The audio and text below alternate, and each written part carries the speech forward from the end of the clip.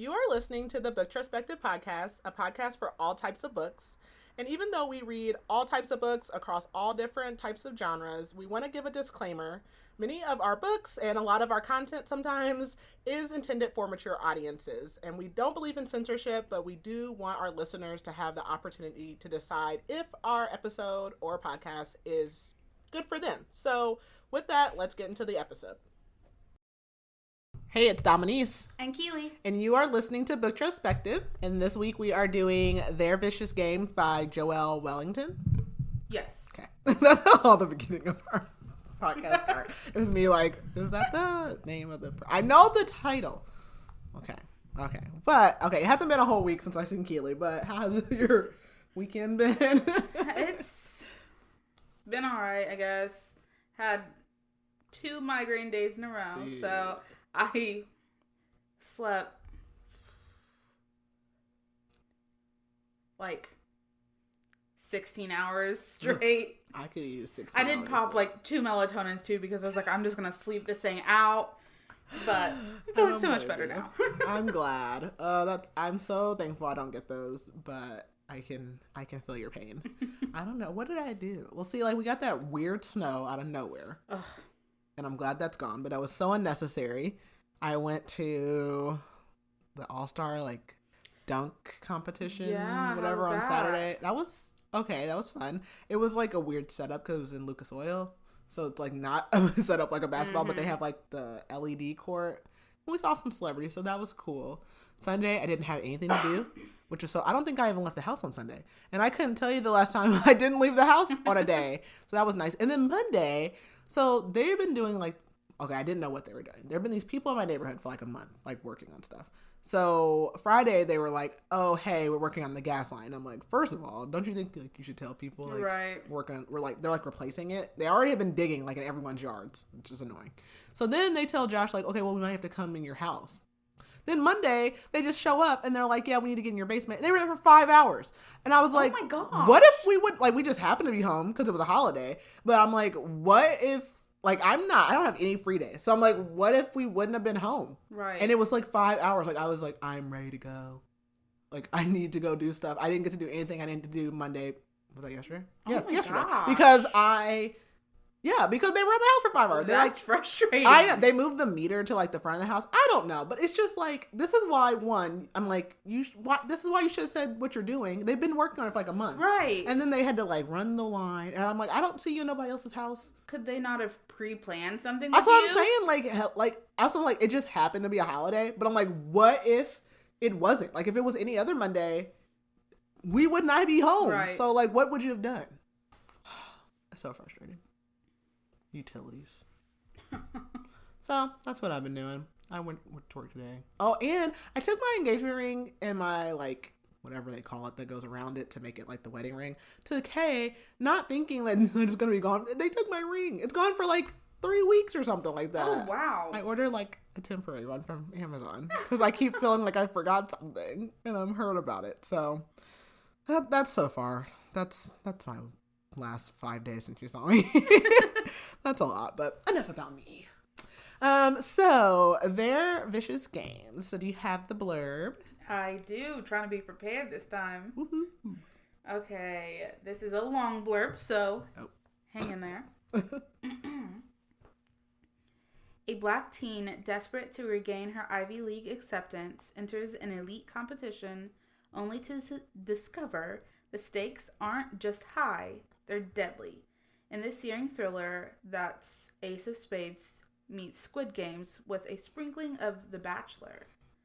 You must work twice as hard to get half as much. Adina Walker has known this the entire time she's been on scholarship at the prestigious Edgewater Academy, the school for the rich and mostly white upper class of New England. It's why she works so hard to be perfect and above reproach, no matter what she must force beneath the surface. Even one slip can cost you everything. And it does. One fight, one moment of lost control leaves Adina backlisted from her top choice Ivy League college and any other. Her only chance to regain the future she sacrificed everything for is the finish, a high-stakes contest sponsored by Edgewater's founding family in which 12 young, ambitious women with exceptional promise are selected to compete in 3 mysterious events: the Ride, the Raid, and the Royale. The winner will be granted entry into the fold of the Remington family, whose wealth and power can open any door. But when she arrives to the finish, Adina quickly gets the feeling that something isn't quite right with both the Remingtons and her competition, and soon it becomes clear that this larger-than-life prize can only come at an even greater cost, because the finish stakes aren't just make or break, they're life and death. Adina knows the deck is stacked against her. It always has been. So maybe the only way to survive their vicious games is for her to change the rules. Ooh. So if you could describe this book in one word, how would you describe it? I would say,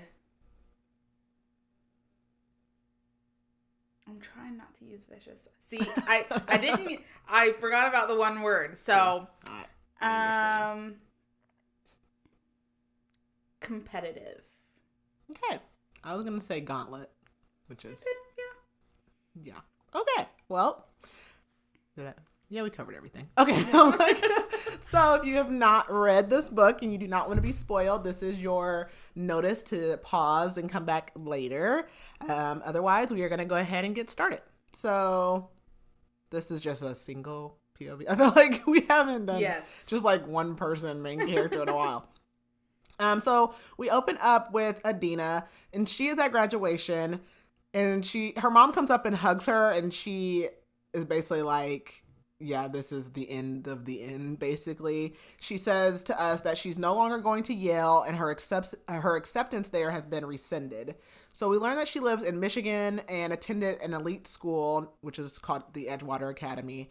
And she basically, like, growing up, looked at that school as, like, royalty and, like, the people that go there, but it's just full of ugliness. And her friend Tony comes up to her at graduation, and she's also graduating, and hugs her, saying that we made it.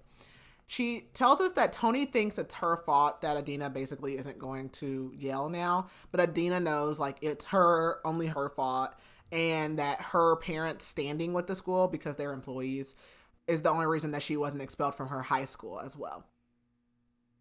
And she says she also has lost most of her friends because of whatever this incident occurred was.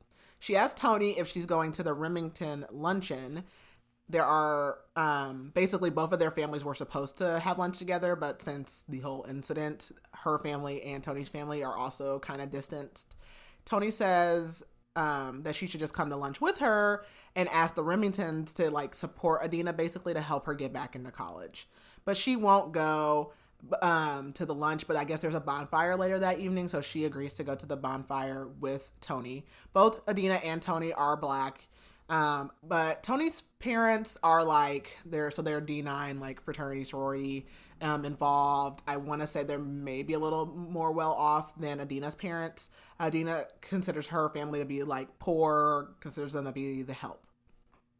So she agrees to go to the bonfire, even though she knows she'll be unwelcomed and unwanted. And that night, they're getting dressed and ready to go. And Tony is, like, planning on having sex with some boy at this party. She's, like, very determined to lose her virginity at this point. But as they're leaving, Adina's mom tells her that she doesn't have anything to prove to anyone. And as she's, like, heading back into, like, Edgewater, we learn that she lives in, like, the suburbs of that area, and Edgewater is, like, the affluent area. So she's one of the suburb kids. So they reach the party, and when they get there, Tony's twin brother, Charles, is there. They are, we learn that they're actually both biracial, but I don't think they really, like, look much alike. They just happen to be twins. And they also don't really socialize with each other in public. They're kind of distanced. One, I think they always kind of were, but then when whatever happened with Adina happened, Tony obviously stuck with her friend's side, and Charles, because he didn't want to be a social pariah, seems like he's stuck with everyone else. So they're kind of distant. Adina sees her number one enemy when they get there, and that is Esme. And she just thinks to herself that she knows all of Esme's secrets, and we learn that they used to be friends. She also sees Pierce Remington in the car with Charles. So Charles, again, is Tony's brother. And Pierce is the youngest son of the Remington family, which they basically are the ones who own Edgewater Academy and, like, this whole city. And, like, they run the show, basically. She tells us that the only reason that she was even going to Edgewater was because she was on a Remington scholarship, and she basically is hoping that she can talk to Pierce and get another endorsement from the Remingtons, because they are basically, you know, it's all about who you know. They're able to get them. If they want her to go to Yale, she'll go to Yale. So she sees him talking, kind of looking like he's fighting with his girlfriend, and her name is Pencephalia. Oh my gosh. Writing these notes now. I wrote Pen. I'm going to call her Pen, and they call her Pen too, but they also call her Pencephalia like a million times. What does that mean? That has to mean something. Like, what is that? Pencephalia. What is that? It has to mean something or be something, or like, that is just not, that's probably, like, nothing comes up. Okay. I don't know. I probably spelled it wrong or said it wrong. That's just such a weird name. Like, it has to mean something, or like, but nothing pops up. Okay, well, if anybody knows, I just feel like that is entirely too distinctive of a name not to mean something. Right. But continuing. So that is Pierce's girlfriend. They're having like a little spat. So Pierce walks off like into the woods, and so Adina's like, okay, this is my chance. I'm going to follow him. And she's basically telling us she's starting to get into what happened, whatever this incident is that got her blackballed. So she's like, she broke the rules that basically, you know, the rules that apply to her because she's the poor black kid and don't apply to others because they're the rich white kids. So rule number 1, wealth is power, and she doesn't have any wealth. So there's that. Rule number 2, knowledge is also power, which she does have, but she misused it, basically. So she chose not to know when to keep her mouth closed. And Esme has basically reminded her of that every day since whatever this incident was. So when she was friends with Esme, she basically kind of had to like stay in her place because Esme wanted control. And back in March, because I'm assuming it's May time now, she she got into Yale in December, like early acceptance or whatever. But back in March is kind of when things started to go sideways. Basically, Esme was kind of mad that she outshined her. Esme applied to Yale. She was waitlisted, I believe, even though she got into other schools. Also, Esme's rich. She can probably do whatever she wants. But it's just the simple fact that, and it wasn't even that Adina was being like braggy about it. It's just the simple fact that this girl that she looked down upon as like, yeah, you're good enough to be like in my friend group, but that's because like I choose to allow you, but you're really worthless. So like the audacity of you to like get into Yale and I got waitlisted, basically really just pissed Esme off. So then she basically started to like shun her, and she also started to pick on her friend Tony. So she started to pick on Tony because Tony never really cared about any of the like Ivy League schools. She wanted to go to, I'm not gonna pretend like I know. It's another school. It's not very important. But whatever school that Tony wanted to go to, she really didn't care about it. But then also Esme started hooking up with Charles to like get information on Tony, and isolate her as well. So then she started like embarrassing Adina in front of like their friends, just like talking about how like poor she was and like a suburb kid and like an outsider, talking like asking like, how much do your parents make? Or like basically like she should be glad, or she shouldn't want to go to Yale because her parents can't afford it. Like stuff like that. Just like rude, ridiculous stuff.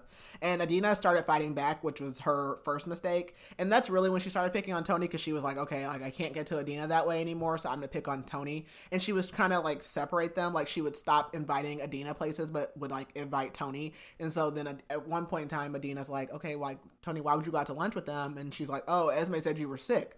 Like, she was pitting them against each other. So when they realized that out, Tony started like, you know, sticking with Adina more. And so then they both got picked on. So they were throwing food at them and spreading stories about them. And so one day in the bathroom, this is back in March, Esme cornered Tony and Adina because a rumor was going around that Esme's family was broke and that her parents were going to go to jail for embezzlement or something like that. And it actually was Adina that started the rumor. So Tony kind of told her that in confidence, and Adina spread the rumor. So Esme thinks it's just Tony. And so she starts to attack her in the bathroom, and basically Esme and Adina get in a fight, but Esme is rich and white and Adina's poor and black, and That was all she wrote, basically. So she lost, Esme pretty much made sure that she lost everything that she had worked for. But because her parents, again, worked at Edgewood, Adina wasn't kicked out. She was able to graduate. So she's thinking about all this. She's heading into the trees to find Pierce, and like she's focused on what she's telling us. So he pops out and kind of scares her. And he says, I recognize you from somewhere. And she's like, oh, my mom's one of the professors. He's like, no, I saw your picture on the diversity page. Yeah, you saw thanks. One of the 3 black people that go to this school. You saw me on the diversity page. And she's like, ouch. And she thinks to herself, like, that's disappointing. And she's like, no, she's the girl. She says, no, I'm the girl that Esme harasses. And Pierce says, well, Esme rarely says anything that's not bullshit. Like, so basically he doesn't care what Esme has to say, because he knows that she's always picking on people. But he tells her, I'm just kidding. Like, I actually do remember you. He says, like, in the 8th grade, I guess she got a nosebleed. And since he is the only one who knew where the infirmary was, because he was literally born at the school, he had walked her down to the infirmary because of her nosebleed. He tells her that he's happy to be leaving, like graduating. And she says, yeah, you're going to Harvard, right? And basically he had no choice but to go to Harvard. That's what Remingtons do. They go to Harvard.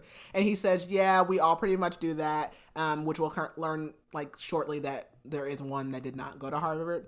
And he says he's happy like to kind of have a break from everyone, even his girlfriend, because Penn did not get into Harvard.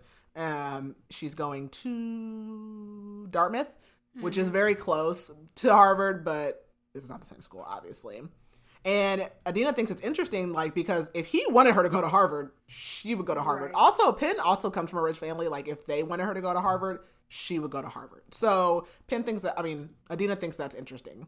So Adina's also, like, well, I mean, you guys are only going to be like 50 miles away. And he's like, oh, I don't know how many miles it is. Like, surely you know how many. Like, if you cared about how far your girlfriend was going to be, you would know.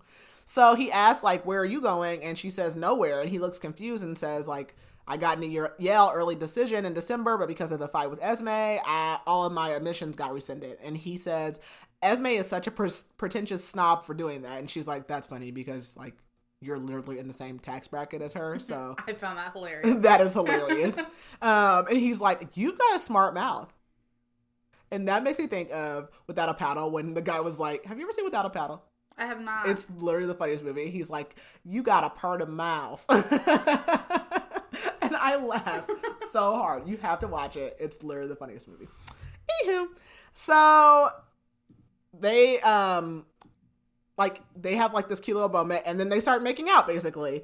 And she hears something as this is going on, and she hears Esme like basically like talking to Tony, like talking trash. So she's like, crap, like I'm trying to get Pierce to like be on my side, but I gotta go help Tony out. And she like tries to drag her out a little bit, but she ends up going to help Tony. So Esme basically is telling Tony like get away, like why are you here? Like you feel like you just can come around because your brother's here. Your brother doesn't always get a +1 just because like you're his twin or whatever. And so Adina's like, I gotta go, like kisses Pierce bye. And he tells her it sucks that they won't get that Harvard-Yale rivalry. So when she gets to Tony, Charles is like standing in the middle of Tony and Esme, like trying to stop him. And Esme calls her and Adina trash and says, basically like she did Adina a favor because her parents couldn't afford Yale, like basically the same stuff she's been saying.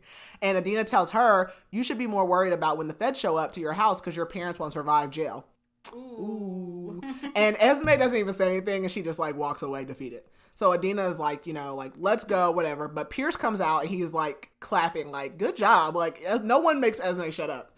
And then Pierce's older brother, Graham, comes out also. And we learn that he's like the disappointment of the Remington family. He's the black sheep. So he did not go to Harvard. He went to Yale. Like, oh my God, such a disappointment. Right. But like he's the older brother, and Pierce is named after his dad. So his dad even like didn't name him after him. He doesn't have like any of the like luxuries of like being a Remington. Like he's not even like physically built like them. Like he looks different. So he's kind of the black sheep. So Pierce asks, Adina, do you think that Esme is untouchable? And Adina says somewhat. She was like, you know, life's a competition, and basically we're not on the same playing field because Esme has money. And Pierce is like, well, you guys could be. And Graham's like, don't like, stop, Pierce, don't do that. He's like, Adina's a good girl. And this is where we learn about the finish. So the finish is a game for girls that basically gives them access to wealth from the Remingtons. And that is, Adina already knew about this whole thing, and that's why she's here, and that's what she wants. And she's like, I accept, like, I want to do it. And he says, like, you can't back out, like, if you accept it. But then all of a sudden, Penn gets out of the car and asks, like, what's going on? So they kind of go home. That's the end of that night. And Tony ends up sleeping over at Adina's. And they wake up the next morning and Adina has a package. And it's a Sunday. So it's really weird. And it's a brown package with a white envelope on top. And she knows that this is from the finish. So there's a letter. And the letter says, maybe we'll get that Harvard-Yale rivalry after all. Or maybe I'll convince you Harvard is a better option. Affectionately, Pierce Maxwell Remington IV. And inside of the brown package, there's a wooden box, and then there's another card that says, welcome to the finish. And in the box, there's a paper that says, like, basically, like, the history. So the finish was started by one of the female Remingtons to basically give females a chance to, like, have access because we know the patriarchy, blah, blah, blah, blah. So it's a 2-week program, and it tests 12 girls on their initiative, and, like, basically, like, physical, like, is everything. It tests all your abilities, and it provides financial and mental support. She needs to arrive Sunday, June 3rd at noon at the Remington estate. So she also learns that there's going to be 2 cocktail parties and a party at the end. So she packs light. She, like, doesn't feel like she really needs, like, you know, nice stuff for this. And she and her parents drive, and, you know, they're headed to the Remington estate. So she doesn't let her parents come in. She's like, I'm an adult. You don't have to, like, you know, tuck me in. I'm good. And we learned that they also cannot have their phones. I'm like, immediately no. Yeah. No, I'm not doing anything that I can't have my phone at. Like, I'm not doing it. So when she gets there, she sees an Asian girl on her way in as well. And she's happy to know that she's not the only non-white person there. So though they go in at the same time, and they meet Dr. Remington, who will also learn her first name is Layton. And she introduces herself as Dr. Remington. She says, I'm the game's mistress. And they learn that they're actually the last 2 to show up. We learn that the other girl's name is Saint, and because they're the last 2 there, they'll be rooming together. Saint tells Adina that she's from Beijing, but she went to boarding, and she was sent to boarding school, but she also took classes at Oxford with Graham. So that's how she kind of got introduced to their whole family. So they go up to their room. They have some, like, uniform that they have to put on, and then they have to be in the common room at 1 o'clock and bring their phones. So she does all that. They get down to the common room, and the first person she sees is Pencephalia. She sees Penn there. And she's like, why would Penn be at the finish? Like, what do you have to prove? And of course, who else is there? Esme, and then her, like, henchman, Hawthorne, basically. Hawthorne is Esme's, like, best friend that doesn't go anywhere without her. So Penn also calls Dr. Remington Layton, or Aunt Layton. So this is, like, all the girls start referring to Dr. Remington as Aunt Layton. Also, because Penn's been around the family her entire life, she knows all these people. So we learn a little bit about the finish. So the finish was established by Matilda Remington, however long ago, 100 years ago. And Dr. Remington, or Aunt Layton, won the finish. So she was not a Remington by birth. She won her finish and married Pierce's uncle. And we learned that there will be 3 events again. So there's the ride, the raid, and the royale. There also is what they call a culling after each event. And so Dr. Remington, we learn, is a trained psychiatrist, and she says that she'll be there for them to talk because they'll be under so much pressure during these games, and they'll probably want someone to talk to. So then she's like, okay, I need your phones. And so everyone starts putting their phones in, and Adina's the last one to give her phone over. They also learn that they'll have a curfew. Like, why would I sign up for this? This sucks.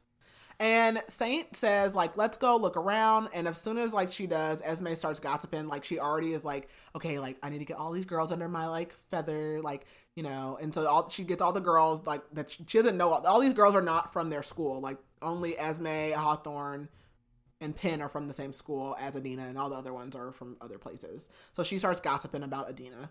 And so Saint tells her that she really doesn't have to be there. So basically Saint comes for money also. And that she doesn't like giving over her phone, but she thought that this would be more about academics, and it doesn't seem like that's what the finish is going to be about. So that first night they start getting ready, and Esme is like basically like, who did you give a blowjob to so that you could get here, Adina? Like, please die. You suck so bad. And Penn, like, it's really weird because she goes into like the dining room, whatever. And Penn's like, oh, hey, Adina, like they're best friends. And she's like, we've gone to school together probably their entire lives, and you've never spoken to me. Like, and now all of a sudden she like wants to be friends. But then Penn also tells Esme like, quit being nasty, and she tells Adina that she looks very pretty that night. But Adina's already stressed out because like all the girls are getting like, these are rich girls. She's probably the poorest girl that's there, and they're like getting dressed, and she is already wearing like one of her nicest outfits that she planned to wear for like one of the events, because she really didn't come prepared like that. And so she feels super underdressed. Saint offers to do her makeup that night as well, because she can just kind of tell like she doesn't come from a well-off family. And Saint asks Adina like, why do you hold everything in that you want to say? Because she can tell that she wanted to say something back to Esme, and Adina's just like, I learned my lesson. And Saint's like, that's not going to work here. Like, you're going to have to speak up for yourself. So in the dining room, when they go to sit down for dinner, is the entire Remington family. So the father, which is Pierce the third, and we typically just refer to him as third, and then Pierce is in there, and a lot of times they refer to him as fourth. And then Graham and also Aunt Layton. Pierce welcomes them all like as like an opening for the finish, and they're basically supposed to use this dinner as an opportunity to like talk to the family members and start getting them. It's really like, it's not like the Hunger Games. I'm trying to think of like a show that we've watched where they're like trying to schmooze them or whatever, but it's something like that. Like they're trying to get the family members on their side. So, Mr. Remington calls Saint by her real name. So Saint is not her real name. I didn't even write it down because she doesn't like to go by her real name. It is like a Asian name. And, he asks where she's going to be going to college, and she says Princeton. And she says she really wanted to go to uni back home, but her parents wanted her to go to a U.S. school. So that's why she's going to Princeton. Like, again, how sad. I have to go to Princeton. Like, what? That's crazy. And he asks Saint about like what her sports and extracurriculars are, and she says like Asians don't or no, she doesn't like really do them. And then he tells her Asians don't count as minorities anymore. Like, he's very condescending, and he's racist. Like, he's racist. And then he turns to Adina and says like, oh, I've heard about you. And he says Pierce told him that you were kind to him, and he knows that she wants to go to Yale. But then Penn comes up talking to him, and she's like, oh, third, like rubbing on his arm, because like this essentially at this point is like already almost her father-in-law, because she's been dating Pierce forever. Graham comes up as well, and he talks to Adina, and he calls her a good girl again, and says that he's kind of disappointed that she's there. And his dad is like, you need to leave, like you're bringing the mood down, blah blah blah, you're making the girls uncomfortable. And he tells Adina like, I'm just like, when he tells her that she's a good girl, he's disappointed. He's like, I just mean that she has a soul. So like, obviously there's more to this finish thing. And he tells Adina that he hopes her and her soul survive, but then his dad basically drags him out like off to another room. So later she goes out on the balcony, and she finds Graham out there, because that must be where he went. And Graham tells her that he basically like raised his brother. Like, he's like, he kind of gives the whole story about how he's gotten the short end of the stick, and how his dad sleeps with the nannies, and he's basically spent his whole life like making sure that Pierce was everything that their dad wanted him to be, since he wasn't what his dad wanted him to be. And Adina tells him, like, you're no different than the rest of them. Like, basically, like, you try to act like you're woke and, like, different and stuff like this, but you're still rich. You still, like, walk around, like, benefiting from all the luxuries. And then, so Graham asks her, like, why are you even here? And she says, I'm here to get back what I earned, and even the playing field. So Graham says he would give away every cent of the money he has if, like, it was up to him. But it probably won't go to him, because he's the black sheep. She tells him that he wouldn't last a day without money. And then they hear a scream, and she turns, and she sees one of the girls, her name's Margaret, clawing at her neck, and her face is like breaking out in rashes and swelling. And the girl starts convulsing, and everyone is just like standing there watching her. Like, nobody is moving. Nobody is freaking out. So Adina runs over there and holds her, and she's like, help, help, somebody help.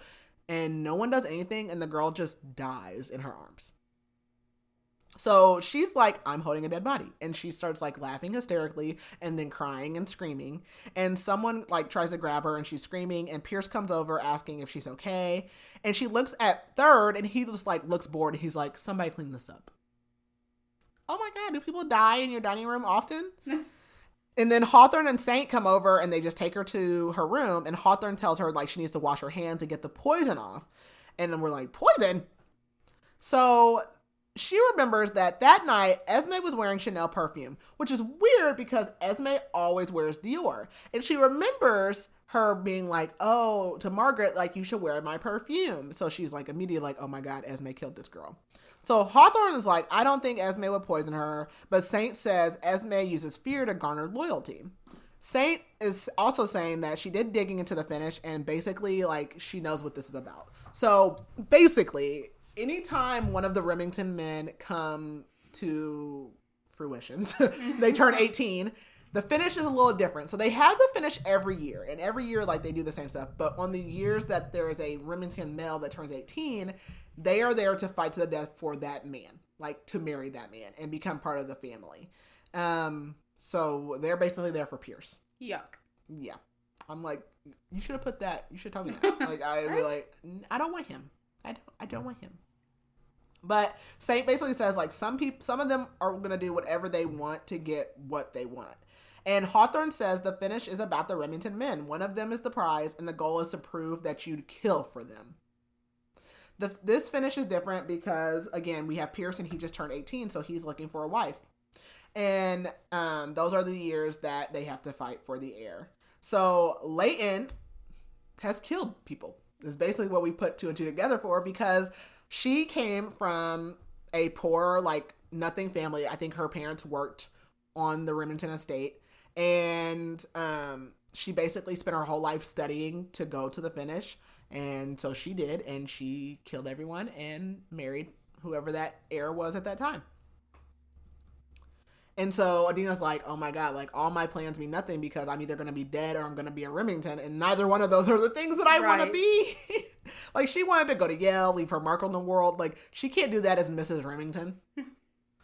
So she's like, I'm leaving. Like I want to leave, but you can't leave unless they let them leave. And, you know, she's like, basically the Remingtons own like the state. Like they have people in government and the police, and like, you can't go anywhere without Remingtons knowing about it.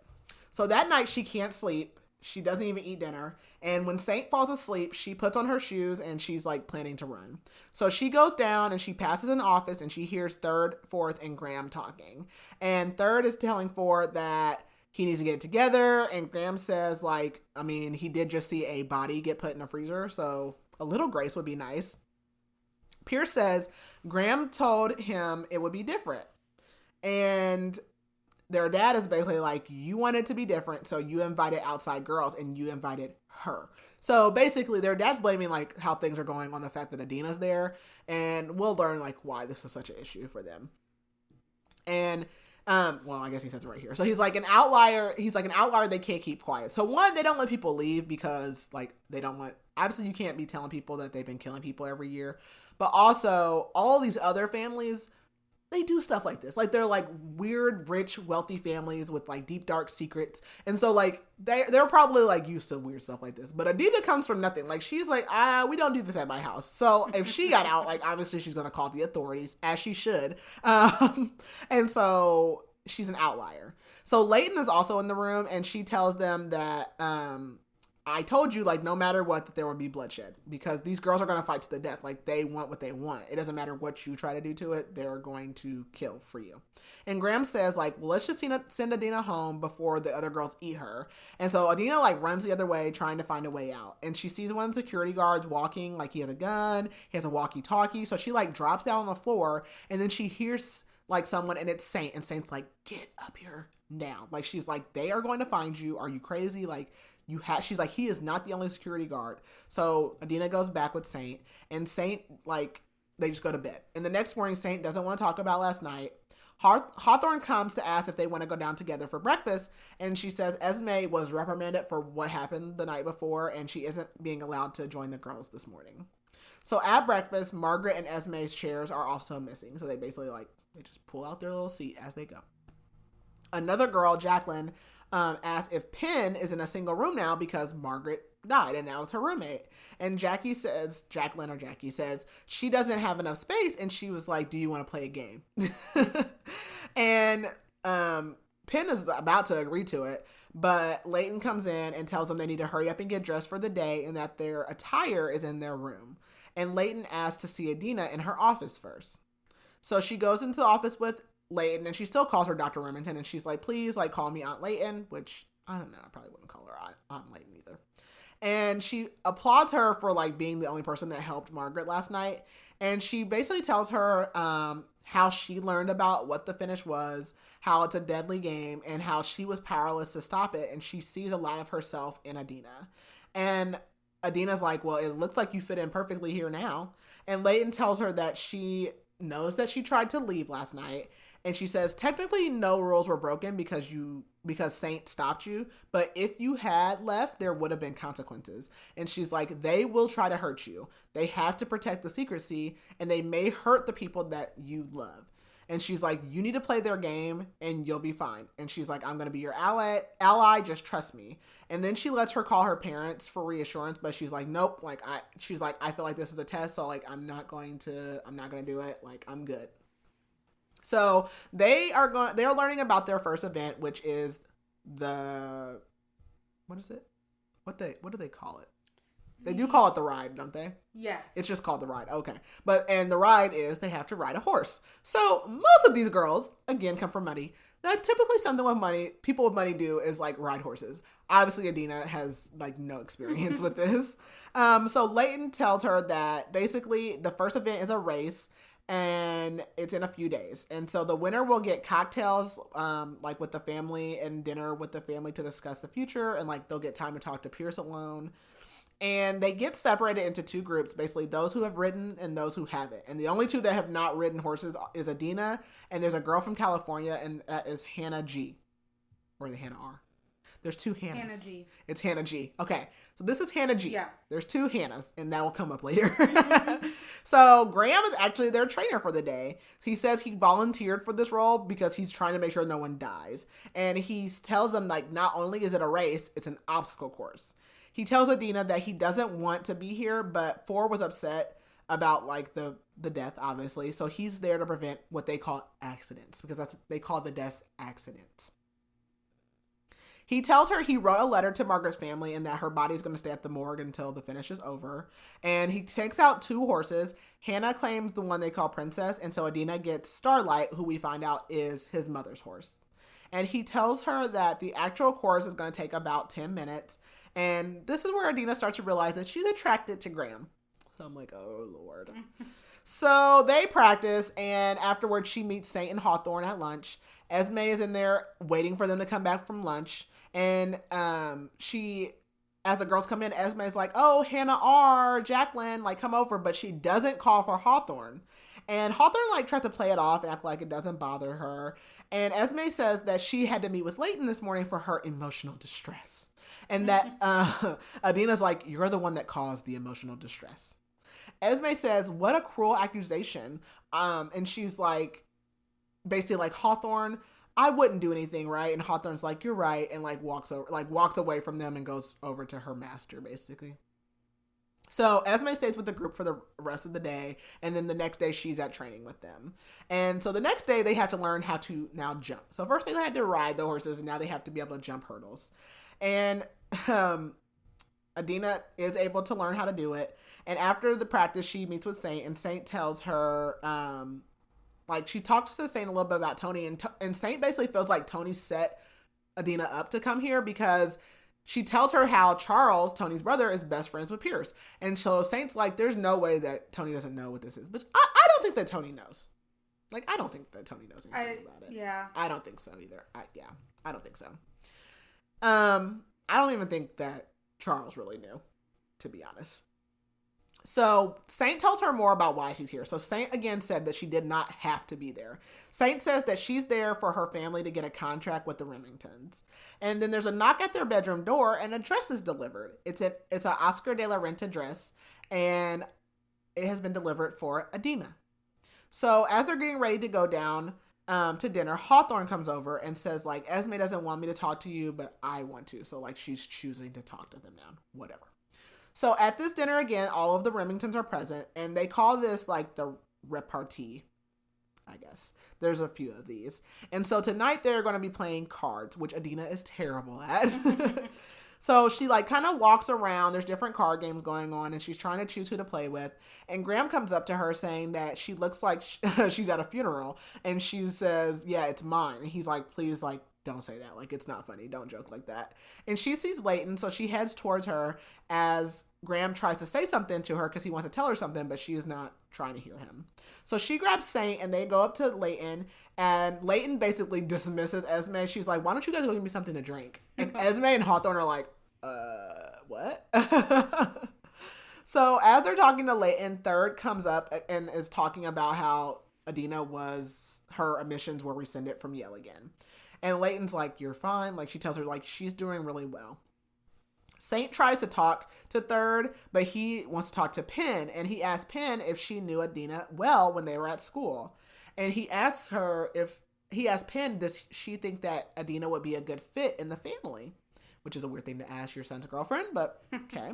Right. And Penn says that Adina's better than she'd like to believe. So Third tells Penn that she needs to go start a game. And so Jacqueline is like, oh, I want to play a game with you.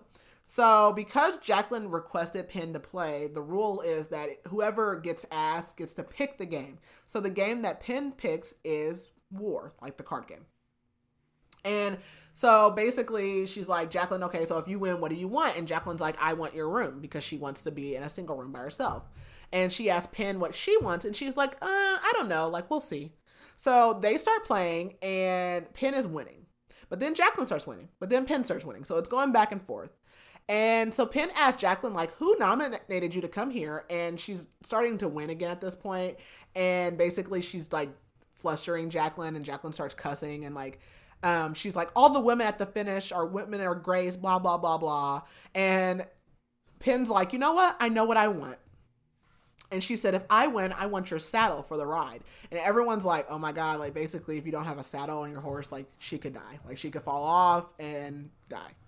So she's like, why would you want my saddle? Like, you already have one. And she's like, yeah, I know. I don't want to ride with your saddle. Like, I just don't want you to have one, basically. So Penn ends up winning. And I was like, she ate that, because Jacqueline is an asshole. So she, like, deserves to lose. And Adina realizes that Penn isn't, like, above the game, because all up until the finish, like, Penn has, like, been, like, this, like, sweet girl that, like, kind of seems naive. She's really quiet and, like, just la-da-da, like, is at Pierce's side, but, like, nothing special. And she's like, I think Penn is, like, gonna do really good here. And she's like, she's a lethal player, and she is like, Jacqueline's probably gonna fall off her horse and die. And so Penn goes over and kisses Pierce as she's leaving, and he kind of, like, winces. And so Adina follows Penn out, and she asks her if she was supposed to challenge her. And she says that, Penn says, yeah, I think that's what Third wanted me to do, but she doesn't like being used. So she asked Penn, like, well, how did you win? And Penn's like, it's a game of chance. But then she pulls up her dress and she realizes that she cheated, which is fine. I mean, it's just all about winning at the end of the day.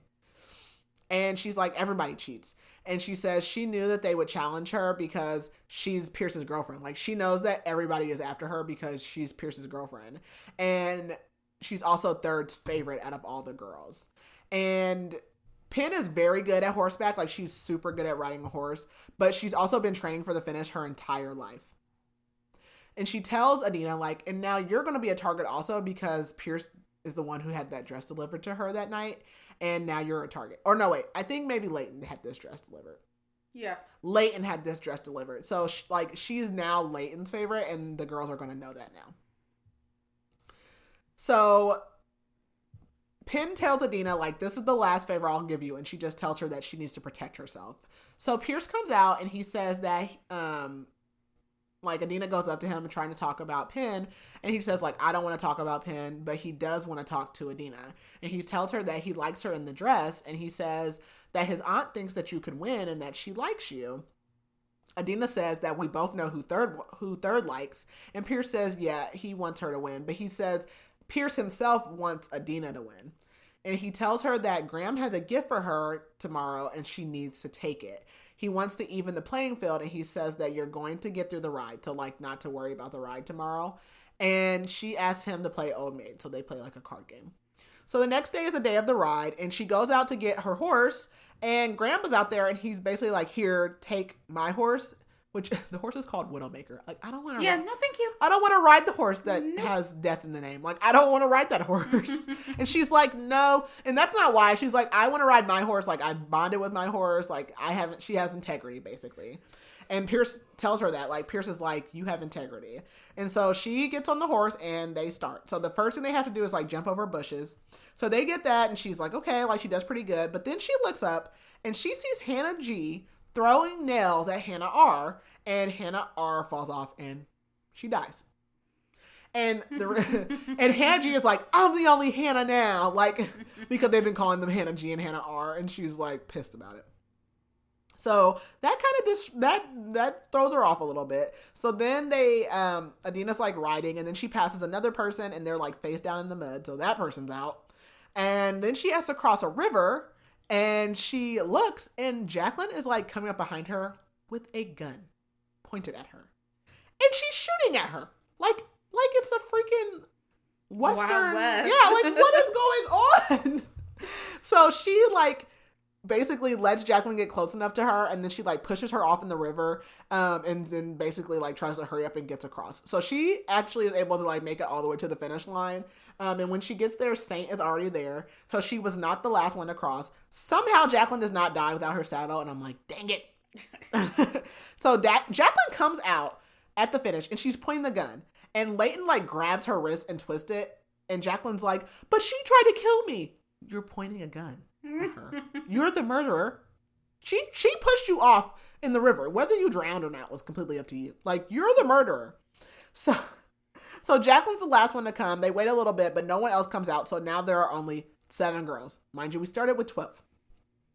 So Saint says that, like, Saint turns to her and she's like, I should have let you run that night. And then she's like, let's go. Like, we need to run together. And Adina's like, we're going to have to try tomorrow because I'm exhausted. So from the ride, Penn gets first place. So she's basically going to get private time with the family and with Pierce. Second place goes to Saint, actually. So she will also get some private time with Pierce. Third place goes to Esme, who gets nothing. And I love that for her. Then Hawthorne, then Adina, Hannah G, Jacqueline, and Reagan. There's a girl named Reagan who was in last place. So they go to lunch after this, and she sits next to Graham, and she can just like barely eat. She's just like pushing her food around. And Saint is like chatting up third, and she like looks around and she's just like, people literally just died, and these people are just like eating their lunch. She's like, when she first got there, she was like, the food was like delicious, it was amazing. But now she's like, I don't even care, like, because it's tainted by the death and the murder. Like, ugh. So she's like pushing her food around on her plate, and Esme's like, oh, I can eat your food if you don't want it. And she's like, absolutely the fuck not. Like, I'm gonna eat my food. I will force feed myself before I'd rather eat it than you. Yeah, I don't care if it was freaking escargot. I'm gonna eat this, and you're not gonna eat a single thing off my plate. And then she looks over, and like Penn and Pierce are like all cozied up again, like kind of back to normal.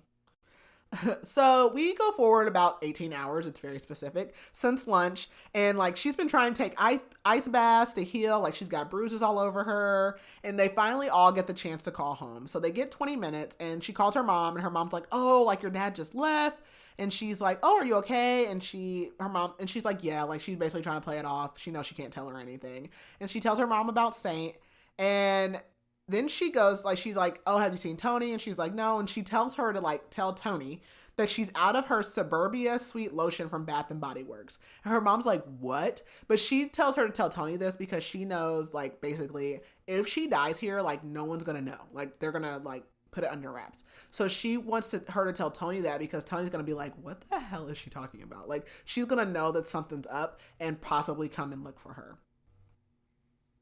So after, she doesn't even spend like the full 20 minutes on the phone, and Leighton asks like, what's changed? And she just says, me. Like, you know, she's like losing her fire. And Leighton's like, well, what happens to carbon when it's under pressure? And Adina's like, it turns into a diamond. Like, so she's basically like, you're trying to turn me into a diamond, but I'm exhausted and I can't think straight and I want to go home.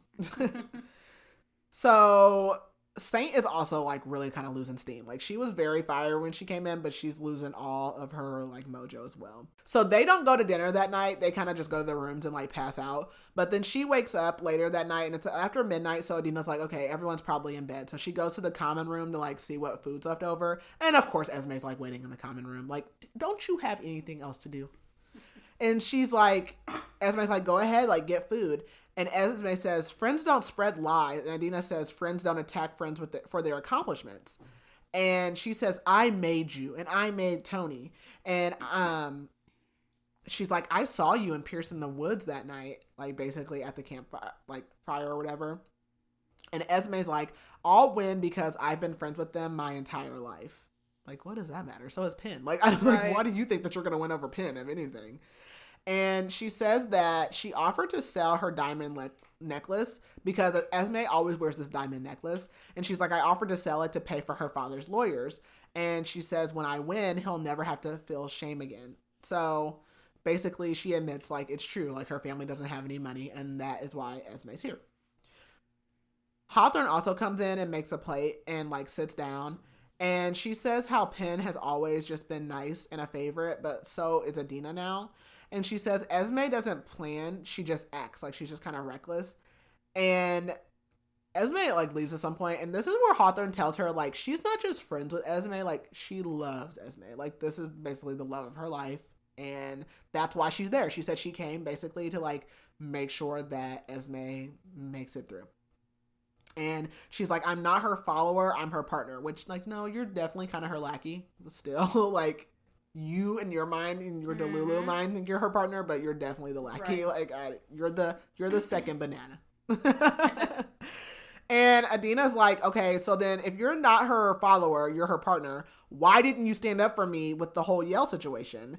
And she's like, because we were friends. And all Hawthorne can say is like, I mean, I didn't want to hurt you, but I can't let you win. And she's like, you scare Esme. And I'm like, that's all a bunch of bullcrap. I don't want to hear none of that because I want to go back to the fact that you let her ruin my life. Right. Like, I don't care about any of that. So when she gets back to her room, Saint is there and Saint's like, look, I know I'm not going to win, but she wants to make it out. So she wants to make a plan to make sure Adina wins. And she says that basically the plan should be that they'll be the last two standing, and then Saint is going to like forfeit and basically ask Adina to ask the Remingtons to spare her. So the next morning she tells Adina to get dressed because Saint is supposed to have breakfast with Pierce, but she's like, I want you to go because she knows the odds are better. And she wants her to undo everything that Penn might have had the chance to do last night since they were kind of cozied up again. And Saint tells her, like, you already have Graham and Leighton on your side, so you need to get Pierce. And she tells her also, like, Pierce already has Penn. Like, men never want what they already have. Like, it's like the chase and the attraction. So he's like, that's why he's going to go for you. So she goes to breakfast and Pierce is like, oh, like, I'm pleasantly surprised to see you. And Adina asks, like, basically, like, why do you want me to win? And he tries to avoid the answer. And then he's like, I don't want to answer the question. Because he's basically like, oh, eat breakfast, like, blah, blah, blah, blah. And she's like, I came here for answers. And so he says that his dad wants Penn to win, but he doesn't. And he tells her that his mother hated the finish. So basically this year he's tried to add like training time in. So in the past, the finish was only 1 week, not 2, because the girls had no time to train. They just like went straight to these events and do or die basically. And he also tried to broaden the pool of girls, which I'm like, no, you did not. You added one girl that didn't fit in the pool. Like what? I'm confused. So Pierce says, I chose you. And he's like, I really see you as a potential wife. Sir, you are 18 years old. He just sees her as the girl on the diversity page. Yeah, the girl on the diversity page. He definitely meant that. So Adina's like, okay, so is the issue Penn or like your father? And he says, I don't want to be the high school couple that like goes to college and like, he doesn't want to be that couple that just, we got together in high school and we never broke up and it's just, you know, that's the rest of our story. And he says, He had told Penn, I'm assuming it was that night at the bonfire when they were arguing, that basically they're holding a spot at Harvard, but it's not for Penn. It's for whoever wins the finish. And he had broke up with her because he wanted to make the finish fair as possible, which I'm like, that doesn't make it fair. She's been around your family all her life. Like, you broke up with her 2 days ago? Like, right. What good was that going to do? And he tells Adina he wants the winner to be her. He tells her she's not fake and that Penn is basically smothering him. And he tells her that he thinks that she'll beat the raid and that lessons for the raid start tomorrow. He tells her it's going to be a hunt and it's going to be in the hedge maze. He says in the past, only the top 3 girls were equipped with weapons, but this year he's going to equip all of them with weapons, which he thinks will make it fair. And Adina's like, no, that will just make it more deadly because now we all have weapons. But he's like, but you'll be protected. He's delusional. So she like jumps up because she's like, I gotta get up out of here. And he's like, are you upset? And she's like, no. But she leaves. And she kind of wanders around and the security asks her like if she's lost. And she's like, no, I'm looking for the kitchen. So she does end up just going there. And she finds Graham in there. And so she's like, tell me about the raid. And so he tells her like the maze is hollow. So she can actually like push through the walls of the maze if she wanted to. But I'm like, ouch. Right. Like that does not sound like, I don't care how hollow it is. It's still like bushes. And so she kind of like grabs him and wraps her like legs around him and she's thinking about kissing him, so she does. I'm like, okay, so you have both brothers just wrapped around your little finger here. And she thinks that he's nearly perfect, but then she suddenly realizes like, oh my god, this is the wrong Remington. And she's panicking because at the end of the day, like if she wants to win, she has to get Pierce, not Graham. So like, yeah, calm your horses, lady. So they are at the raid practice, and Leighton basically says the raid is a metaphor. So life is full of decisions that will either take you closer or farther away from what you want. And that's what the raid is supposed to, like, mimic. So she also says, but as Remingtons, you don't go into life unprepared. So Pierce assigns everyone weapons. So Penn is the first one because she was number 1. So she gets 2. She gets a butterfly knife. He was number 1. I love SpongeBob references. So Penn gets 2 weapons. She gets a butterfly knife and a machete. Saint is next, and she gets a dagger because he tells her that he thinks she's sneaky. He gives Esme a hunting knife. Hawthorne gets a crossbow because she's extremely skilled at archery. Adina, he pulls her forward, and he pulls out this case, and it has the gun in it that Jacqueline stole. So he gives her a gun. And so then she picks up and points it at Jacqueline, who looks scared, and she goes, pew, pew. I thought that was hilarious. So next he gives Hannah, like a staff, basically. I don't know. And he gives Jacqueline a battle axe, and then he gives Reagan a baseball bat. Like, a baseball bat? Like, is this Twilight? And Esme laughs, and because she says that, oh, like, Reagan, like, he really wants you to win, and he's not hiding it, like, trying to be sarcastic. And then Leighton and Graham like also kind of laugh basically. And oh no, take that back. So Esme laughs. She's talking about Adina and she goes, okay, obviously like we can all tell that Pierce wants you to win. And Leighton and Graham do too. And so like she's basically like, now everybody's going to want to take you down. So Adina decides that she's going to be training at dawn for the raid. And so she goes down alone to the maze. But of course she's not alone because Graham is in there waiting for her. So Graham teaches her how to hold and shoot the gun loosely. So that like, he's basically like, I hope you can shoot somebody in the leg and like not actually kill them. Because he wants her to be a good girl still. And he knows that she doesn't really want to kill anyone. And he tells her how his dad didn't give him the Pierce name, basically. He said his mom had super bad postpartum, and as soon as he was born, like, it started, and it didn't go away until Pierce was born. And like, he doesn't even have any pictures with his mom until his brother was born. Like, his life basically did not start until his brother was born, and that is so freaking depressing and sad. Like, ouch. And basically the first picture he has is like he was holding Pierce. And he's like, so his whole life has revolved around making sure Pierce was always treated as if he, like, he deserved his dad's name, making sure that Pierce was good at business. So, like, he would make himself look bad at business so that Pierce looked good.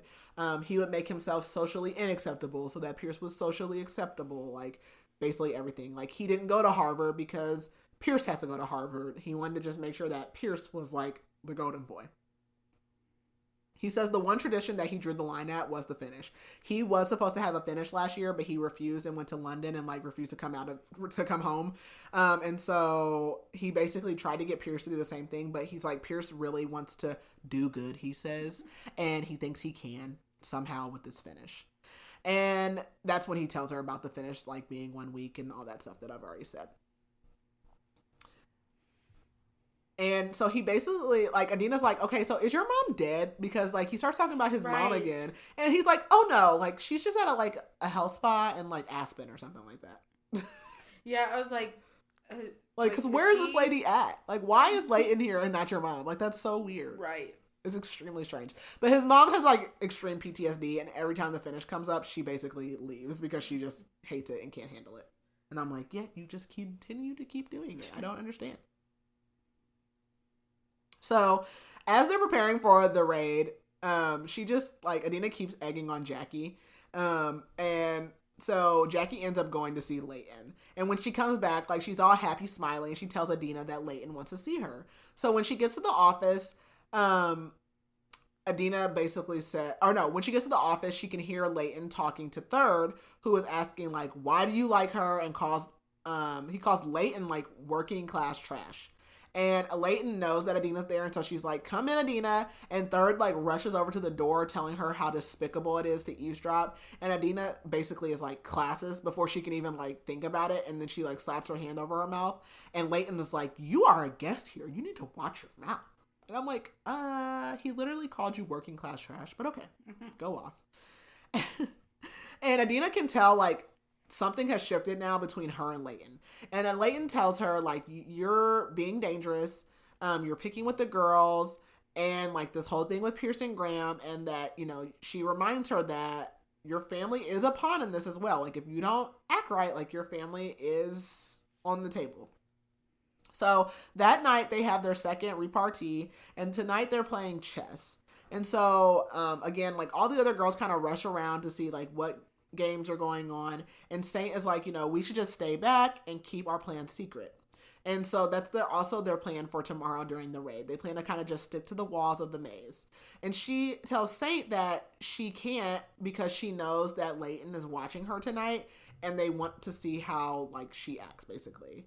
So the other girls are already started playing, and Hawthorne beats Jackie and offers to play Adina, but then Esme asks to play her. And Pierce tells Esme, like, don't try to take her gun in this game if you win, because I'll just give it back to her. And I'm like, Pierce, you're not helping. You're not helping at all. And Adina tells Esme, like, I don't want to play you. And Esme says, why not? You're scared? And Adina says, why do I take up so much space in your head? And she says, that's all your family can afford. Ouch. So Adina sees Leighton and knows that, like, Leighton probably wants her to play, so she's like, fine, I will. But since Esme challenged Adina says that if I win, you'll basically avoid me in the maze. Like, you won't try to come after me or anything else. Esme says if she wins, then Adina has to sleep in the hallway tonight with, like, no pillows or anything. And Adina actually is pretty good at chess, I guess, because she was in the chess club or wanted to be in the chess club. But unfortunately, she ends up losing. So she loses and has to sleep on the floor the night before the freaking raid. And they are out there and her whole body hurts. She didn't get any sleep. And so they enter the maze in rank order. So basically from Penn down to Reagan. And they enter at 45-second intervals. And so basically they have to find the prize. And then they have to defend the prize in order to get out and get across the finish line. So when it's her turn, she runs in a panic, but Saint is like there waiting for her. And they start to hear screams, and then they run into Hawthorne, who's panting and claims, like, I'm not with Esme, but Adina pulls out her gun, like, I don't trust you, basically.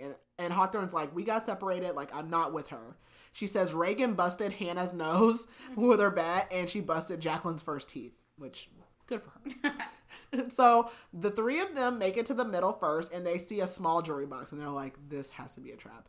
And they notice that it's basically like a wedding ring in this jewelry box. So as they're looking at it, all the other girls show up. And Saint assumes that Hawthorne tricked them, but Hawthorne is holding her crossbow, and she has it pointed at Jacqueline. And she tells Esme, like, I don't want to do this. Like, we don't have to attack them. Like, just get the freaking box and let's go. And so all the girls start fighting about why Esme thinks she's the one who gets to win. And so Saint grabs Adina and starts pulling her back. And Esme calls Hannah like Hannah G. And she's like, I'm the only Hannah now. You don't have to call me Hannah G, blah, blah, blah, blah, blah, blah, blah. And so Hawthorne just shoots Hannah in the chest. Like, boop. Okay. And so Jacqueline attacks Hawthorne, and Adina shoots 3 like warning shots in the air, and then she grabs the box, and then she throws the box at Esme, and she's like, here. But even though she gives Esme the box, of course Esme chases after her because she's a psychopath. So she's chasing her and Saint get separated. Saint goes left and Adina goes right. So she's like hiding, and she hears Hawthorne like trying to reason with Esme, like, you don't have to kill her, like, let's just get out of here. And she knows if she shoots Esme that Hawthorne is just going to kill her. So she's like, I really can't win. So she's like up against a wall when all of a sudden 2 arms reach out of the wall and like pull her through. And it's Penn. And Penn is like using her machete to get through the walls. And Adina asks Penn why she's still doing this if Pierce broke up with her. And Penn just says, ask me again when we get out of here. So then all of a sudden, Reagan is like running up to them with the bat, asking for the box. And she's like, Saint didn't have the box. So Penn literally just pulls out her knife and stabs her in the stomach and then in the heart. Very brutally. Like, boom, boom, boom, and done. Like, no second thought or anything. And so then Penn and Adina are able to finally see the exit, and they basically have to exit where they entered. And they get out, and Esme and Hawthorne are already out there. And Esme is like wrapped in like one of those foil blankets with the ring on her finger, and it doesn't even fit on her like fat finger. She's so obnoxious. So they're out there a long time waiting, but then Saint finally comes out, and she is the last one to come out. So they spend the rest of that day sleeping. When Saint finally wakes up, she is just like, she's broken. Like, she is over in the corner like with her luggage, and she's speaking in Mandarin. She's talking to herself, and Adina tries to talk to her, but she doesn't even respond. So as she's, Adina like goes and gets in the shower, and she's like, I'm finally going to wash my hair. Like, she's trying to get herself together. And so she's standing in a towel, and there's a knock at her door, and it's Pierce. And she's like, she can barely just hide her resentment. Like, she can't even play the game anymore. And she's just like, what do you want? And he basically says, like, he has to have lunch with Esme, and he does not want to go to have lunch with Esme, but, like, she won or whatever. But he wanted to tell her that she was brilliant for turning the girls against Esme, and he brought her a garment bag. And so basically they were watching the whole, like, raid thing, and she asked if Graham was watching, which he's like, why the fuck do you care about if Graham was watching? Like, why would you ask me that? And he's like, no, he left because the raid was upsetting to him. So they all receive boxes with these masks in it, and it says they have to be ready in 3 hours. So she takes the dress out, and Saint is like, oh, like, this is like an emerging designer. So Saint is able to like snap back into it, and she gets herself back together. And Saint says that she didn't expect, Saint says that she wasn't expecting for them all to be like herded to the middle like they were in the maze. And she knows that the other girls and that like the family is not happy that both of them are still alive, and that they need a new plan, or that they are going to make Adina kill her. Adina remembers that she needs to go see Penn and find out like why she's even there. And she's like, because she's the only one who truly does not need to be here. And Saint admits that she doesn't have to be here either. She says, my father, because, okay, so first it was that her father, or that she was there to try to make like a deal or a partnership with the family. But now Saint says like her father didn't send her there. And actually her family has no idea that she's even there.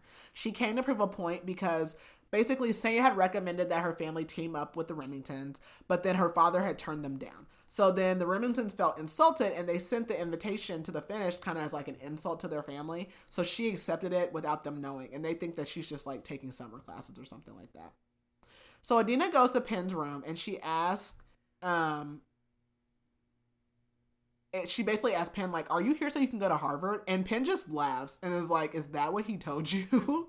And she says, I'm here because I have to be perfect, and Pierce is perfect. She says that, like, I know that you tried to hook up with my boyfriend in the woods that night. And she says she knew it as soon as they came out of the woods, and she saw how he looked at her, and, like, he's never looked at her like that. She says Pierce does not care about her because he wouldn't have let you be here if he did, and he could get you out if he wanted to. She says he's just like his dad, and his dad wants him to be like the governor basically. And she says Graham is no better because if Ford asked him to like let Adina die, he would let him because Graham does whatever Ford wants. So like he's not any better. Penn says, I'm here because I have nothing else. Nothing besides Pierce. I was bred for nothing else but to marry successful and basically like be his wife. Like I was born and raised to be a wife to Pierce. Like that is literally my whole purpose. She says Pierce wants a girl who's broken, and she says what he needs is someone who cannot be broken by him. She says Pierce likes you because he'll use your story to basically make himself look good. Like, yeah, like it'll look good to be like, yeah, I got my wife who was poor and she's black and like we're climbing to the top. But she like, it won't be your story. It'll be like Pierce's stepping stones, basically. And she asks Adina, like, have you ever said no to Pierce? And she's like, you should try it and see what he does. And Penn says that she's never been able to do it either. So that night they all go down with their mask, and Leighton tells them to put on their mask and says that they are no longer, like who they are no longer matters. And this is the final repartee. So they are all led into the ballroom, and there's like 24 people in there clapping. So there are guests. So at first, Adina's like, oh my God, somebody can save me. But then she starts looking around, and there's a senator, there's the head master of Edgewater, there's like a CFO for a company. And she's like, these are all people who the Remingtons have in their pocket. So I literally, like, none of them are going to care about what happens to me. So Third goes up and gives a toast. And only Graham, like, approaches her because everyone else is like, ooh, who's this black girl here? And she's, like, pretty cold with him. She notices that Esme and Penn's parents are there. And Pierce comes up and like dismisses Graham, and then she realizes that the dress that he gave her matches the suit that he has on. Like he is making it blatantly clear that he wants it to be them at the end of this. So they dance, and she asks why he wanted to have a finish when Graham didn't. He says it's tradition, and tradition is a hard thing to break. He said that he had to, but he's trying to make this his own, and he wanted a real competition that wasn't just something easy for Penn to get through. And he likes that Adina is able to turn Esme into the real monster that she is. Adina tells him that, you know, like, let me go. Like, she's just disgusted by him. And he's like, we're dancing. And he tells her, you're making a scene. And she slaps him. And I was like, girl, are you trying to die? I'm like, are you? Somehow, only like a couple people see this. Not like his parent or his dad. And she tells him, I do it again. And I do it again. And says that she tells him, like, this is not evening the playing field, asshole. And so he's pissed. But then Penn comes over and she's like, Pierce, like, just remember, like, she didn't know any better. Like, it's like doing what she was born and bred to do. And he's like, you know what? Let's play a game. And Penn's like, okay, this is him retaliating. Like, you've pissed him off. So he presents the girls to the crowd and tells them to take off their mask. And he says the game is Simon Says. So he asks for a volunteer, and like first like a senator from Massachusetts volunteers and makes them jump up and down. And Adina's like, I am going to go to Massachusetts and I am going to murder this man. Then like another woman comes up and she makes them just scream so much that like Saint literally like throws up and has to get out.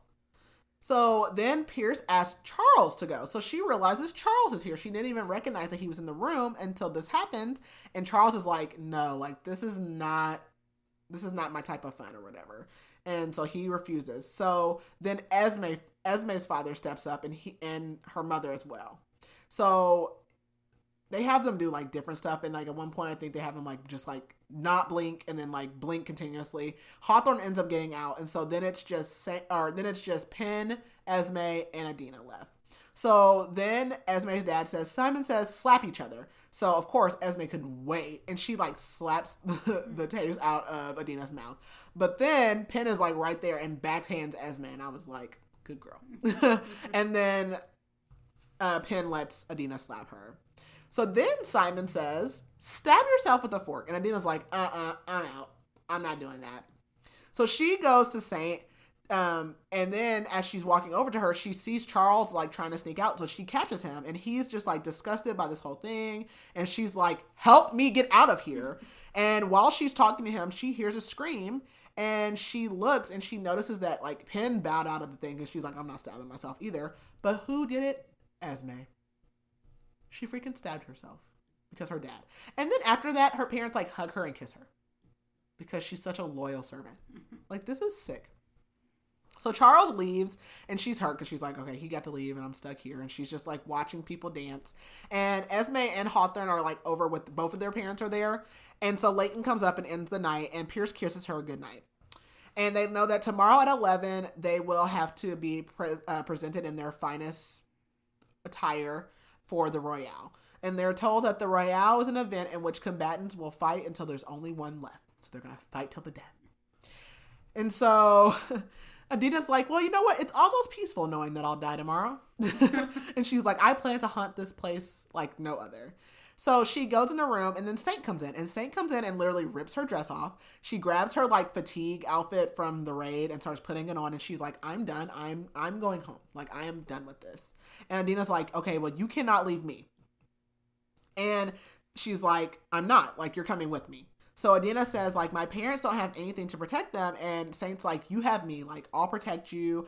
She's like, I'll pay for Yell if that's what you want. But, like, we are getting out of here. And, like, she tells her, like, well, Charles was here. And she's like, we don't know how long that's going to take. Like, we don't have enough time to wait and see, like, when he's going to come and try. And if he can even do anything for you. And so Saint's like, all I need to do is get to a phone and get to a bank. So they sneak out the back, and they're able to get all the way out to the stables, and Esme is freaking out. Like, what is with her? So Esme's out there waiting, and she says that she knew that they were going to be doing something because she could tell, like, at that night at the repartee, like, the look on their faces that they were done with this. And so she said, they said, like, okay, well, why can't we go? Like, this makes it easier for you. And she says no. She's like, if I can't leave, if I have to die here, I'm not going to be the only one. So Esme turns to run, and Saint grabs her, but then Esme, like, headbutts her, so they're kind of, like, tussling on the ground. And Saint is, like, bleeding everywhere, and they're trying, like, to talk to Esme, and Adina's like, please, like, Esme, don't. But then Esme lunges at Saint, and so Adina grabs this, like, big beam of wood and just cracks her over the back of the head. So Esme drops to the ground, and Adina starts spiraling because there's blood, like, pooling out of her head. And she tells Saint's like, come on, we have to go. And she's like, no, you go, go, go, go. And, like, she just stays. And I'm like, you idiot. I'm like, are you an idiot? Like, what is wrong with you? So she hears the security guards coming, and she just, like, lifts her hands up. But then someone grabs her, and it's Graham. And he tells her, like, come with me or they'll shoot you.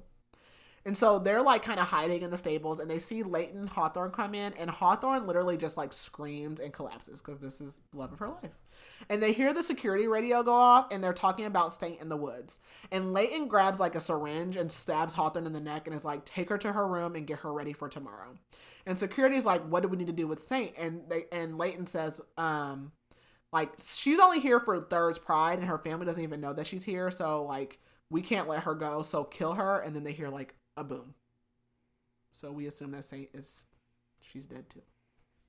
So Graham takes Adina to his room, and he's like, I'm basically going to make it look like you were in here all night. And she tells him about 4 and the slapping game, and she tells him, like, that she hooked up with 4, and he says, like, we all know. And he says that 4 doesn't have anything to do with this. And she says, like, you're a coward and you're selfish. Like, you won't even watch the finish. And, like, basically you don't do anything about it at all. And so she basically tells Graham, like, you're a coward. Like, you don't watch the finish and, like, you don't do anything. And she's like, you basically taught Pierce that he could have whatever he wants. Like, this is also your fault. And Graham says, like, and she's like, why didn't you save Saint? And he's like, well, 1, because I think she had a chance of getting away. But also, I couldn't save both of you. And he says that, he tells Adina, like, you don't deserve to be dead. And Adina's like, none of us deserve to be dead. And he tells her that he loves her. Aww.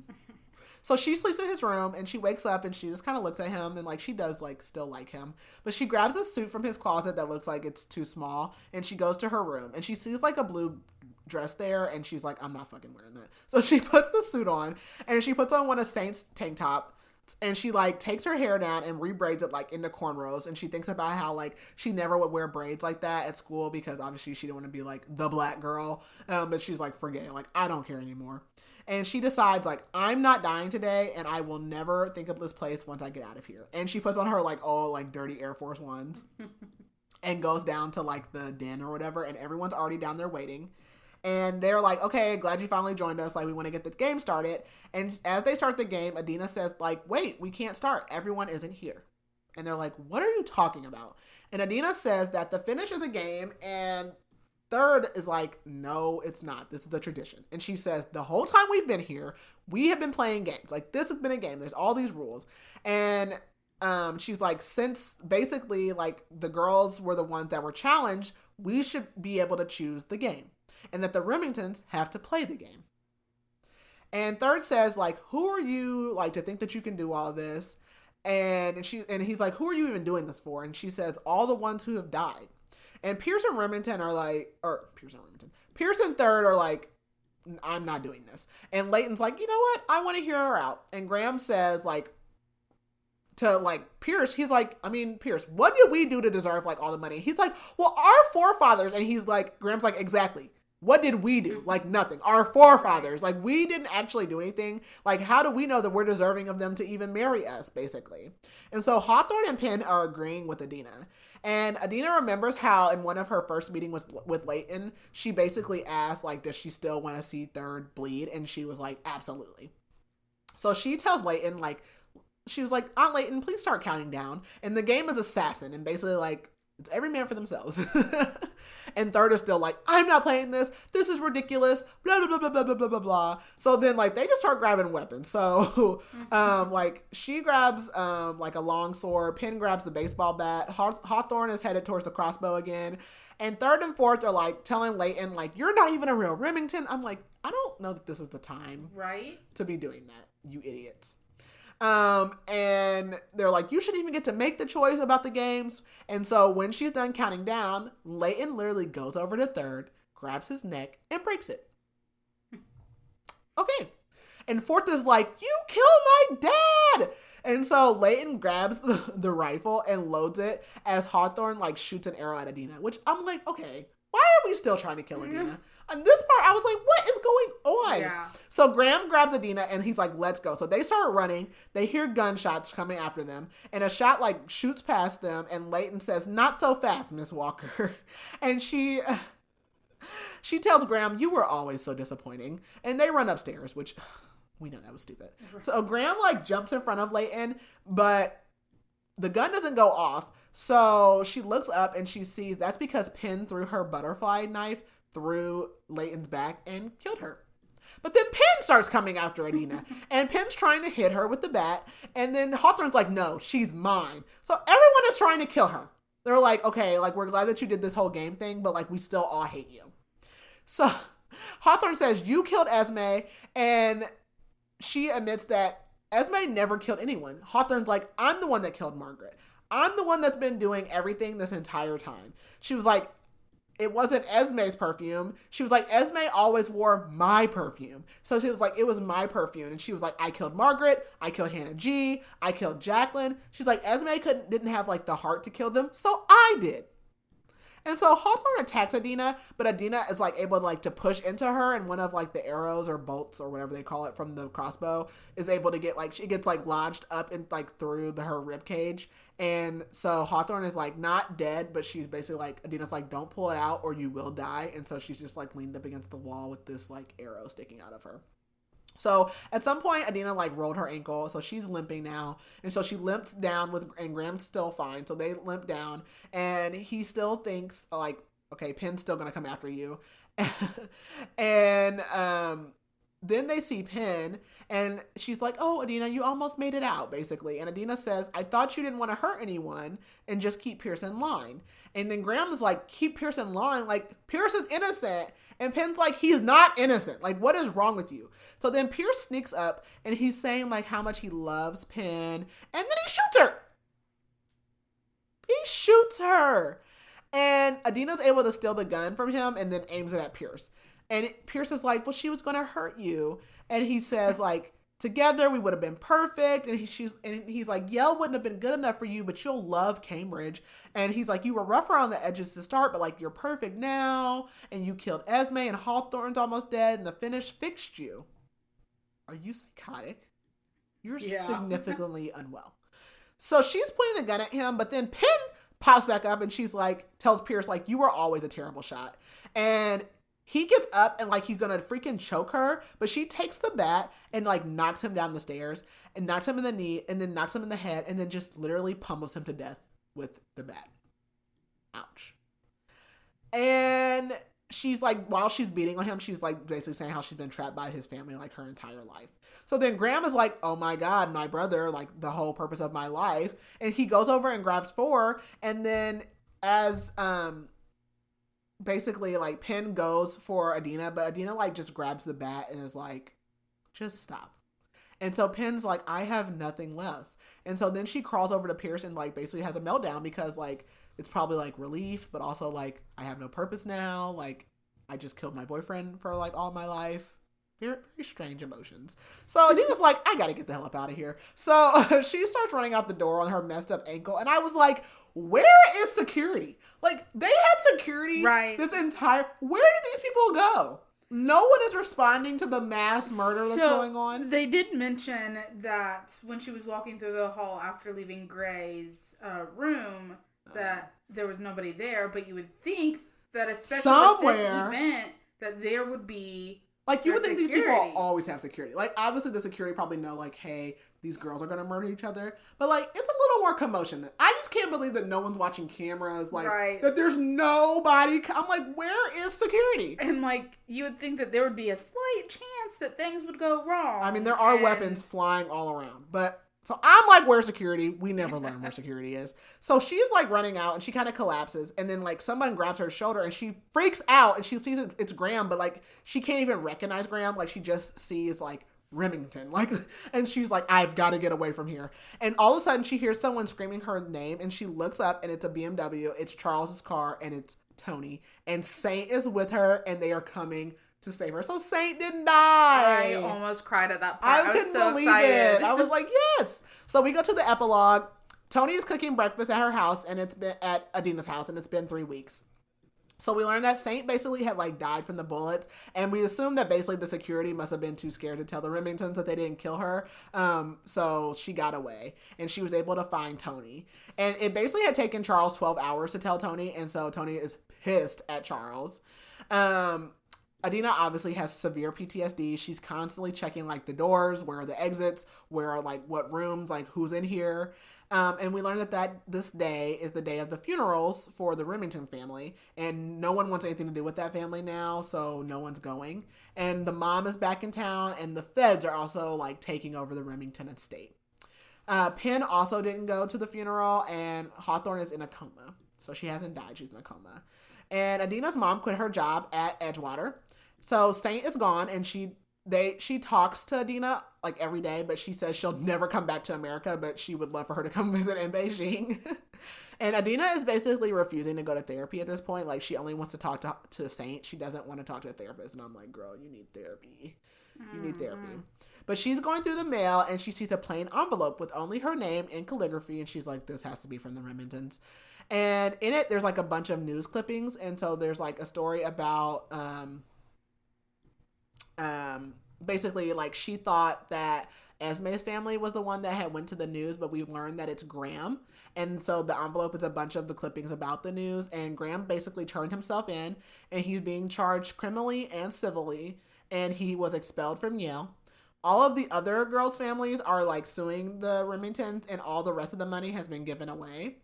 And it says, there's a letter in there and it says, to Adina, the unfinished, I was a coward. And basically like he leaves his number for her to call him at some point in time. And he says he tried to get her back in Yale, but obviously he doesn't have any pool anymore. And also he left her $1 million. Like, what? Yeah. And her family was like, what? And what are you going to do? And she's like, at this point, I don't even want to go to Yale anymore. Because she's like, it's going to have conditions and expectations just like the Remingtons, just like Edgewater. And she knows that she'll never truly be accepted there. And the end. Little fiend. I was like, this was kind of giving me Saltburn vibes in the beginning. Like, it gave me Saltburn when he was like the Remington estate, yeah. Like just the rich, and they're like, I want to help the poor people. Like, it was giving me so much Saltburn. But okay, what did you rate this? I struggled with the rating on this one. But I'm gonna go with 4.5. Okay, I gave it a 4. I enjoyed it. It was just fun. Yeah. It was just like a nice, simple read. Very tense. Yes. I don't know what I thought it was going to be. I didn't know. I don't read the back, so I don't read the blurb, so I had no idea what it was going to be about. But pleasantly surprised. I enjoyed. I want to add this little tidbit in that I am very upset with myself. Oh, no. Because Joelle, was at Children's Institute last year, and I had the chance to get a signed copy of her book, and I didn't, and I should have. I should have, because I really like this book. There will be a next time. There will be a next time. But yeah, it was really good. Like, I like it. It's just like, it gave Saltburn. Like, it's just like crazy rich white people. Like, that's what it was. Yeah. Like, very fast paced too. I love that it was like, yeah, it was a quick kind of throw you in and just like right to it. Yeah. And it's just like, Adina, like, oh my gosh, these people are nuts. I'm like, I'm good. I'll be poor. I'm so good. Okay, whenever you're ready. Okay, so now time for the 5-star and 1-star review for this. And for the 5-star, picked at random, Bethany rated it 5 stars. Eat the Rich. Their Vicious Games is a dark and biting satire that's The Bachelor meets Squid Games, where a group of young women are supposed to fight for a shot at a life of wealth and influence. It's a book about race, class, privilege, misogyny, and women with teeth. I loved it. Woohoo! Go Bethany. And I'm gonna look for our 1-star review. Oh God, I'm always scared for those. Which is only 1%. So. Oh, see, not a lot of 1 stars. Somebody has to hate it. We gotta have. I mean, there's 61 1-star. But that means a lot of people have read it. But yeah. But yeah, there's 5.7 thousand ratings. So. Let's see. Again, trying to find one that's not like incredibly Some people are very passionate about their. Some people write a whole book. Lord, that one's like 8 paragraphs. Okay. 1 star. Too bad I can't give it a 0. Bad writing. The plot doesn't make sense. The characters are empty. If it wasn't for the book club, I would have DNF'd page 2. I don't understand the reviews. Goodreads, I trusted you, but this is clearly not it. Sarah, I don't know what you're talking about, but this was good. Ouch. This was fun. Yeah. Boo. Oh, somebody said 2012 called and wants its book back. What? I don't feel like it's 2000. I don't know. I had fun. I liked it. I did too. But you are all entitled to your opinions. Yes. So, that is perfectly fine as well. But, okay. All right. Okay. Well, I did not do anything. I didn't fan cast or anything. Did you? I didn't either. Okay. No. We suck. I'm going to get back into it. But yeah, so I enjoyed it. Our next one is A Court of Frost and Starlight. Yeah. By Sarah J. Best, which will be a simple, quick one. Fingers crossed. So, as always, if you are not already, make sure you're following us on TikTok, on Instagram, and on Facebook at Booktrospective. We do have a website, which is just booktrospective.com. So you can kind of see the schedule there as well. I also post it on Instagram and Facebook. Please rate, review, share all of the things that we ask for every week. And I think that's all I got. That's all I got. All right. Bye. Bye.